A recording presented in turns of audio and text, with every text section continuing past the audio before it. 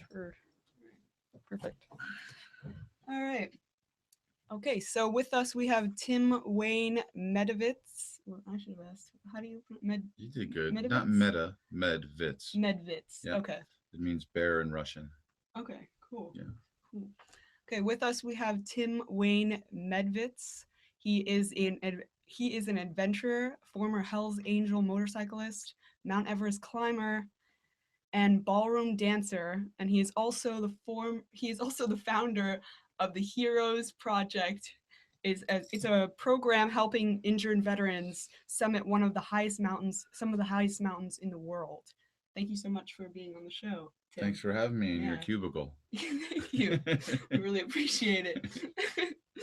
um, your life has been anything but ordinary, from what I've read, from becoming licensed scuba diver in Brazil to traveling across the U.S. on your motorcycle, and climbing Mount Everest. Where has this constant search for adventure come from with you? I have no idea because I was born and raised in suburbia, New Jersey. Yeah. Like, I mean, I have no clue. I've been to over 100 countries. I've ridden my motorcycle in probably half of those countries around the world, not just across America. Wow. And I've hung out with naked tribesmen in Papua New Guinea, to the Amazon jungle, to the Himalayas with the Sherpas, and so I have no idea. I mean, And you, in the end, I'm just a small town kid from Jersey. yeah, just a You know, regular white picket fence kind of that's it. We didn't home. have like pit fence, but we had a creek at the end of the road, and Cricket, yes. yeah, we had Simple the living. above the ground pool, and yeah, we had meatloaf Mondays and fish Fridays. And you wanted more. Yeah, my dad was worked for Public Service Electric and Gas, as an electrician. Mm-hmm. Mom worked at the bank, and it was a real simple family, 9 to 5, blue collar, Mm-hmm. and had a great childhood. It was great. And so Mm-hmm.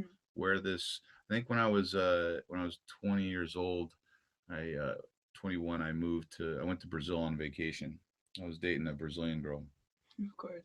and that when I got to Brazil, that was, I think, when it all kicked off, and Mm-hmm. I ended up moving there, lived there for a couple of years, and Mm-hmm. I think that kind of started once I got out of Jersey and New York City and realized that, wow, there's a lot more out there. And Yeah. so who knows? Incredible. Yeah. So, I've heard a little bit about your story of September 11th being a very special day for you, a very transformative day in many ways, than one. Mm. Um, how has this day, or tell us a little bit about what September 11th was that day for you and how it continues to influence you today.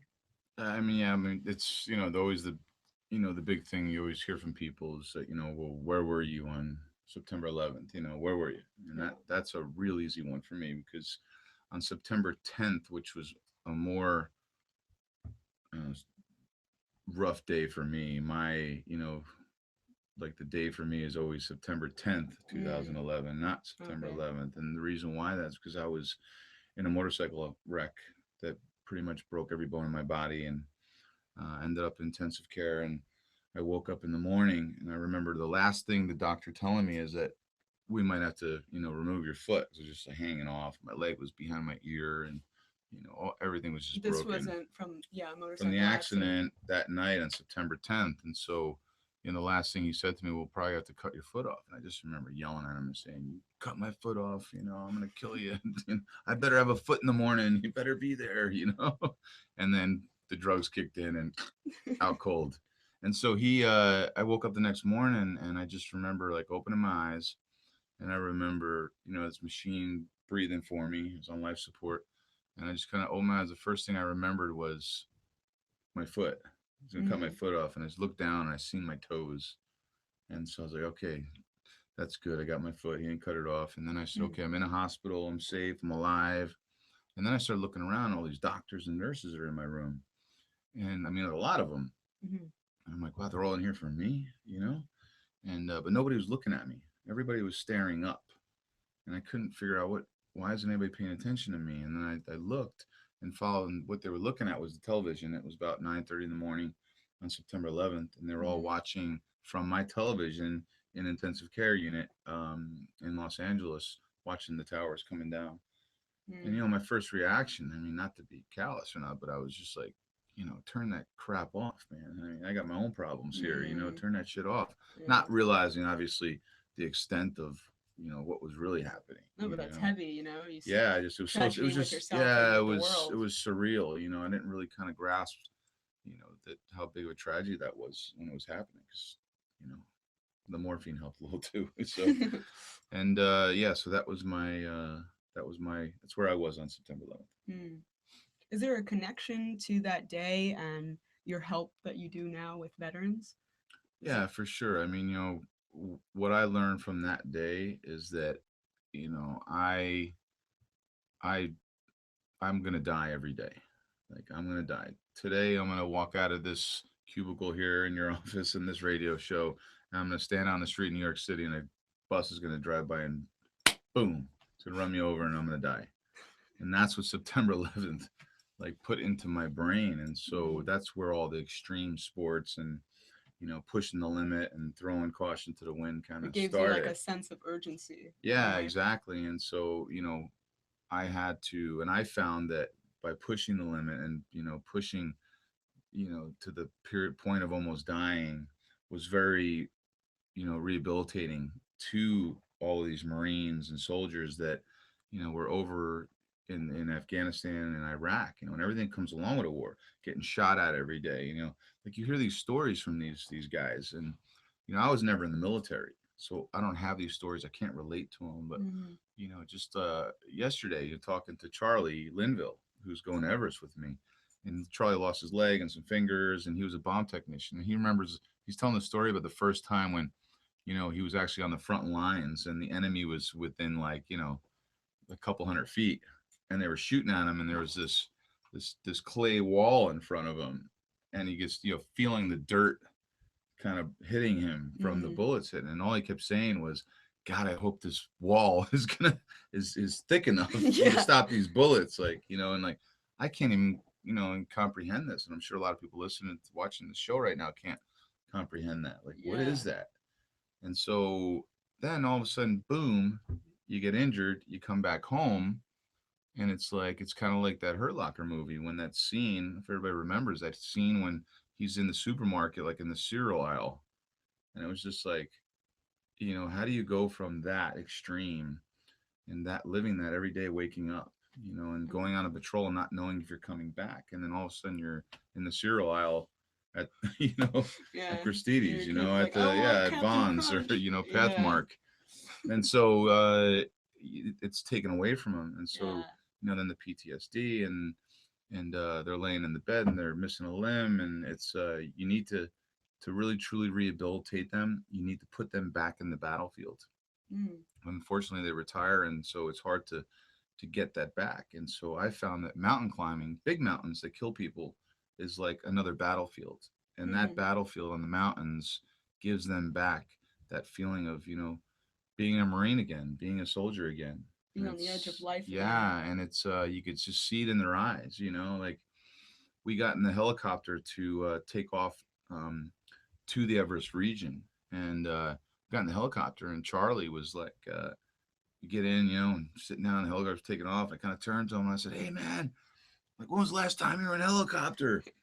And he just kind of gave me that look, like he started smiling, and he's like, "The last time I was in a helicopter was when I was getting, helicoptered off the battlefield and getting blown up."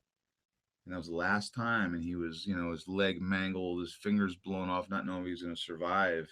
He's in his helicopter. Now, fast forward a year and a half later, he's in a helicopter heading up to Mount Everest. So it was just like he feels like he's a Marine again. Mm. And that's the whole mission of the Heroes Project, Mm. is to give them back, to put them back in the battlefield, to put them in harm's way so Mm-hmm. they could truly heal themselves and feel Mm. like a Marine again. Wow. So Incredible. Um, because you're answering a lot of my my next questions. she has That was a notes, great by the way. story. She has notes. That was a interesting story. I mean, do you ever get critics of people coming back from war? You would think some people would think like, oh, they need to be sheltered or be home again, have a feeling of homeness again. Um, but you're thinking the opposite. You're like, well, why don't we just put them out on the brink of life again? I mean, Yeah. what why do you think so many people don't have that understanding that that's what these veterans Yeah. need? I don't know. You know what? There's a lot of organizations out there that help the veterans, and I think it's all commendable. You know, organizations that they're trying and they want to help our American returning, injured veterans. I think it's great. But Hmm. I just you can't. You're not shoving that down my throat. That this guy who's used to be a bomb technician who was on the front lines every single day, and he's missing legs, and he's gonna go out to Wyoming to have some horse therapy, Yeah. or he's going to have some kind of like some puppy dog Mm, that's going to be brought to his hospital bed, and the puppy dog is going to make everything all okay and soothe him and pet him, and he's yeah. going to be it's this healing dog program and all this stuff, and I'm not. I mean, yeah, I'm knocking it. I just maybe there's some guys out there that's right for them, but I don't really believe that that's can truly make him feel like a Marine again and put him back, to feeling like a man again. Hmm. I just don't buy it. And you're not shoving it down my throat. And it's all good stuff. But what we do is a little different. We're extreme, Yeah. at the Heroes Project. And when you watch our film on Kickstarter, if you go to Kickstarter.com and you Mm, type in the Heroes Project, or if you go to our website or our Facebook page, you'll be directed to the Kickstarter. And we have this kick-ass video on there that when you watch it, you'll get it. You'll mm, understand the effect, the rehabilitating effect that it's having on these guys. mm, And for me, my injuries is no comparison to what these guys have experienced and everything that comes along with a war. But I can certainly relate to getting your life back and being a man again, hmm, and feeling on top of the world. And for me, it was putting myself in harm's way, and that meant going to climb Mount Everest. mm. And so And I'm giving that back to them. yeah, cool. So in the training process, tell me a little bit about the training process of going to Mount Everest, and how do you sort of tap into that strength that they had at war? Maybe some of them come back and they're injured and they feel a little bit defeated. How do you tap into that strength again and Real, for training and it's real simple. You give them a team. yeah, team. You give That's them a a team, a climbing team, and mm-hmm, it's like it's just like being in the war. It's like being in the military. Is that you have this brotherhood, this team, this brotherhood where you know you love yourself, you love your brother more than you love yourself, mm, and you're willing to give up and do whatever you got to do to make sure that his life comes before yours. And that's what being on a climbing expedition and on a climbing team on a mountain that can kill you does. Because you're relying on it. We're all roped together. He mm. goes down, we're going with you. We're gonna Yeah, save your ass. yeah. And so that's to answer your question. Yeah, that's how you give that back to him. It's the Hmm. teamwork. You Hmm. know.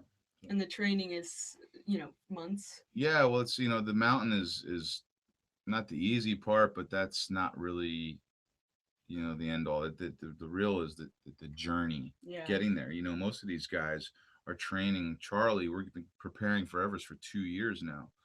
Training like we just got back from Ecuador last week. We're down in the Andes training on these 20,000-foot mountains. That's sick. We've been to the Sierras and we've been to all over the Cascades, you name it. And so I don't bring anybody to these mountains, especially someone with injuries like they have, missing limbs. I don't bring them to any mountain unless they are completely schooled and, you know, uh, efficient mountaineers and have all the tools that they need, where they don't have to rely on someone else. Hmm. They're completely self sufficient. If the whole team died and fell off the mountain and they were left alone, they will know how to rappel. They will know how to make anchors. They will know how to survive, read avalanche dangers. I mean, all that stuff. And I make sure that with my team and the Heroes Project that we give that to them before we take them on that big mountain. Mm. And how many of them come back for a second run at the mountain? Well, Charlie, Charlie is from one of them in particular. We've been successful on all of them with all the guys, great. except Charlie. And we had to cancel the expedition. We were up on Everest this past spring, and I don't know if people heard about it on the internet and stuff, but we there was an avalanche that killed 16 Sherpas. Mm. and it was the worst day in the history of Everest, and we were there for it. And so, after all the smoke cleared and we rescued all the bodies, and it just it wouldn't have seemed right climbing the mountain. So I pulled the plug and said, hey Charlie, we'll come back next year, and and we'll do it again next year. Mhm. And so that's why I'm here sitting on your radio show, because we need your viewers to go to our Kickstarter campaign and to raise the funds to get Charlie back to Everest. Get Charlie back to And Everest. that's the whole mission here, is getting Charlie back to Everest and completing our film, because we have climbed all 7 summits of the 6 summits of the world. That's on 6 different continents on the whole planet Earth. Every highest mountain on each continent we have climbed with a different injured guy. Guys missing 2 legs, 1 leg, 3 leg, 2 legs and an arm, Mm. fingers. I mean, really horrific injuries, and we've done the impossible all over the whole planet. And there's one left, and that's the continent of Asia, and that would be Mount Everest. And so um, we've filmed every single one of them. And so I have, hundreds and hundreds of hours of footage that, I mean, the most inspirational, motivational, tear jerking. I don't Mm. care how tough you are. You watch these videos of these guys with missing limbs and everything they've been through in the Mm. war, and then you see them standing on a 23,000-foot mountain in South America. Yeah.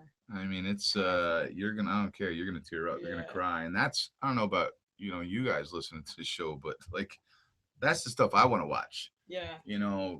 Forget the Kardashians. You know what I mean? Screw That's what I that. want to watch. I want to Yeah. watch inspirational stuff. Yeah. Our American, like, these guys are heroes. And Mhm. they're the guys that are out there protecting our freedoms of this country.